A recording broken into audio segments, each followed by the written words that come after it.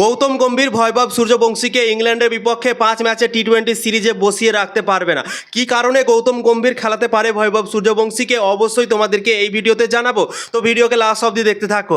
ভারত আর আয়ারল্যান্ডের মধ্যে 2 ম্যাচে টি-20 সিরিজে ভারত হেরে গিয়েছে এবং তারপর গৌতম গম্ভীর শ্রেয়াস আয়ারের ওপর অনেক চাপ সৃষ্টি হয়ে গিয়েছে এবং ভৈভব সূর্যবংশীকে যে সুযোগ দেয়নি প্রথম দুটো ম্যাচে আয়ারল্যান্ডের বিপক্ষে, সেখানে তো ভাই ক্রিকেট ফ্যানরা অনেকটা রেগে আছে এবং ক্রিকেট ফ্যানরা হতাশা প্রকাশ করেছে ভৈভব সূর্যবংশীকে সুযোগ না দেওয়ার কারণে। টিম ইন্ডিয়ার প্রতি, টিম ইন্ডিয়ার ম্যানেজমেন্টের প্রতি সবাই অনেকটা রেগে আছে বন্ধুরা। আয়ারল্যান্ডের বিপক্ষে টিম ইন্ডিয়া দুটো ম্যাচ হেরে গিয়েছে, তো ভারতের ক্রিকেট ফ্যানরা হতাশ হওয়ার জায়গাতে আরও খুশি হয়েছিল, কারণ হচ্ছে একটাই, ভৈভব সূর্যবংশীকে সুযোগ দেয়নি গৌতম গম্ভীর শ্রেয়াস আয়ার, তাই জন্যই বন্ধুরা। তো আয়ারল্যান্ডের বিপক্ষে তো গৌতম গম্ভীর সুযোগ দিল না ভৈভব সূর্যবংশীকে এবং টিম ইন্ডিয়া ম্যাচও হেরে গেল, সিরিজও হেরে গেল, কিন্তু ইংল্যান্ডের বিপক্ষে আমার মনে হয় গৌতম গম্ভীর ভৈভব সূর্যবংশীকে বাইরে বসিয়ে রাখতে পারবে না, তাকে খেলাতে বাধ্য হবে। কারণ হচ্ছে একটাই, টিম ইন্ডিয়া সিরিজ হেরে গেল আয়ারল্যান্ডের বিপক্ষে।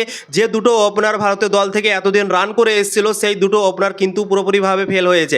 অভিষেক শর্মা একটাতে রান করেছে ঠিক আছে, কিন্তু সঞ্জু স্যামসন দুটোতেই ফেল হয়েছে বন্ধুরা, এবং ভারত সিরিজও হেরে গিয়েছে এবং ইংল্যান্ডের সাথে 5 ম্যাচের টি-20 সিরিজ কালকে থেকেই শুরু হতে যাচ্ছে এবং টিম ইন্ডিয়ার ওপর অনেকটা চাপ সৃষ্টি হয়ে গিয়েছে। শ্রেয়াস আইয়ার, গৌতম গম্ভীর সবারই ওপর এখন চাপ হয়ে গিয়েছে।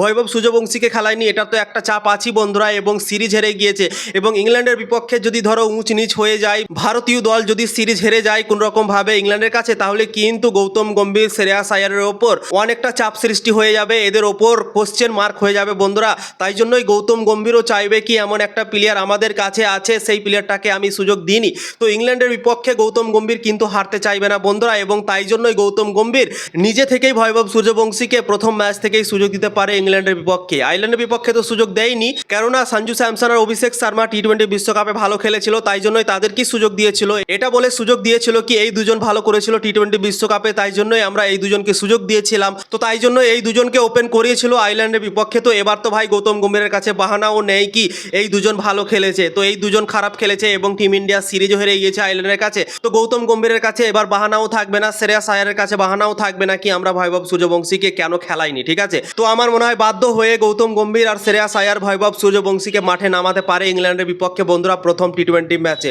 গৌতম গম্ভীরও এই সিরিজটা হারতে চাইবে না, সেও ভাববে কি আমরা যেন এই সিরিজটা জিতি, এবং যে ক্রিকেট ফ্যানদের প্রতি আমাদের কোশ্চেন মার্ক উঠেছে সেই কোশ্চেন মার্কে আমরা উঠাবো এই সিরিজটা জেতার পর এবং ভৈভব সূর্যবংশীকে ম্যাচ খেলানোর পর।